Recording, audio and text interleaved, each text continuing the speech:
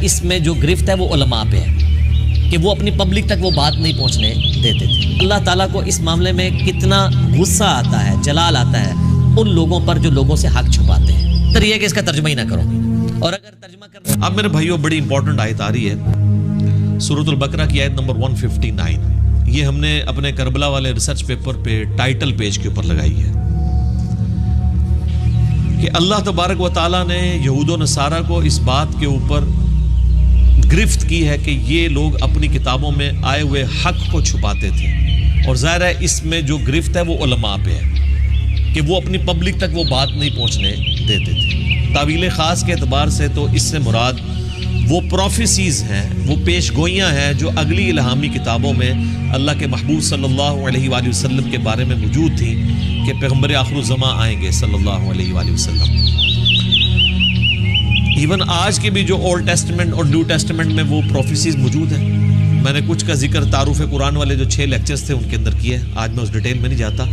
اصل میں اس universal truth کو سمجھیں کہ اللہ تعالیٰ کو اس معاملے میں کتنا غصہ آتا ہے، جلال آتا ہے ان لوگوں پر جو لوگوں سے حق چھپاتے ہیں، چاہے وہ اس کو کوئی بھی نام دیں کہ جی وہ امت کے وسیع تر مفاد میں کیا جا رہا ہے۔ میرے بھائی انڈیا، پاکستان، بنگلہ دیش میں لوگوں نے امت کے وسیع تر مفاد میں ہی بخاری مسلم کی رفع الیدین والی حدیثیں چھپائی ہوئی تھی، کیونکہ وہ کہتے تھے یہاں پہ بابوں نے آ کے آلریڈی فقہ حنفی کو اسٹیبلش کر دیا ہے۔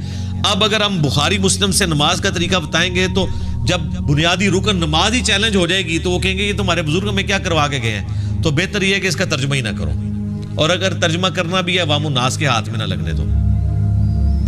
اور وہ اب آپ دیکھ لیں رزلٹ کہ جب ترجمہ ہوا ہے 1920 میں، تو اب یہ 2020 آلموسٹ 100 سال ہوئے ہیں، تو ہر معاملہ تلپٹ ہو گیا ہے۔ یعنی فقہ حنفی اور ان کے علماء اور ان کے بزرگ اور ان کی کٹر فالوئنگ جو بھی ہے وہ بھی منہ چھپاتے پھر رہے ہیں، اور حتیٰ کہ یہ حال ہو گیا کہ ان کی اپنی نسلیں جو ہیں وہ ریورٹ ہو رہی ہیں۔ ہم سے تو سارے لوگ رابطہ کرتے ہیں خاندانی طور پہ، جو لوگ یعنی علماء دیوبند یا بریلوی علماء کی اولادوں میں سے ہیں، اس خاندان سے تعلق رکھنے والے لوگ ہیں، وہ ریورٹ ہو رہے ہیں کہ یار یہ ہمارے لوگ کیا کہانیاں کروا کے گئے۔ تو پوری نیک نیتی کے ساتھ انہوں نے آپ کے ساتھ جو کام ڈالا تھا نا، وہ اپنی زوم میں بالکل ٹھیک ڈالا تھا، اپنے زوم میں۔ ہاں قرآن کے روح سے تو وہ لعنت کے مستحق ہوئے ہیں اس سچ کو چھپا کے۔ اس کے ثبوت میں یہ آیت ہے،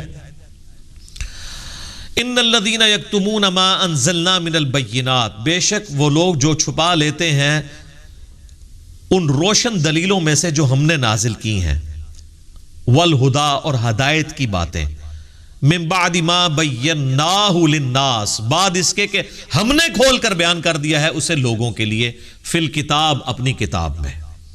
یعنی یہاں پہ ظاہر کتاب سے مراد جو ہے وہ اولڈ ٹیسٹمنٹ اور نیو ٹیسٹمنٹ ہے، یعنی تورات، انجیل، زبور، وہ ساری کتابیں ہیں، صحائف۔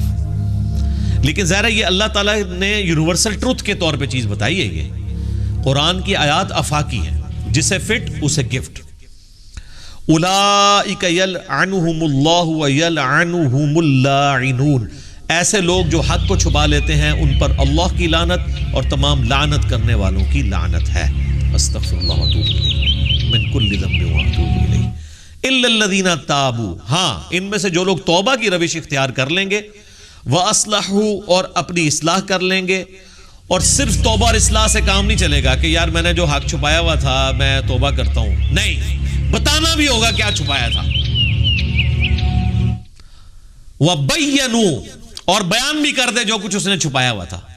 یعنی بخاری مسلم سے وہ رفع الیدین کی حدیثیں بھی بتا دے، اور رفع الیدین کرنے والے جو ہے نا وہ آل امیہ کی بدماشیوں پہ جو روایتیں ہیں نا وہ بھی بتا دے، تب ان کی توبہ قبول ہونی ہے، ادروائز وہ بھی لعنتی ٹھہریں گے۔ یعنی جتنا بڑا جرم یہ ہے نا کہ کوئی شخص رفع الیدین کی حدیثیں چھپائے، اتنا ہی بڑا جرم نبی علیہ السلام کی ان پروفیسیز کو دیکھیں۔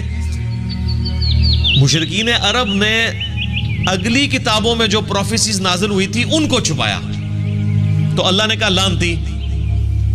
تو جو رسول اللہ پہ نازل ہوئی پروفیسیز کو چھپائے وہ اس سے بڑا لعنتی، کیونکہ رسول اللہ کی وہ چھپا رہا ہے نا، اور پھر اس سے بڑی بات رسول اللہ کا ماننے والا بھی ہو وہ بھی پروفیسیز چھپائے گا تو لعنتی۔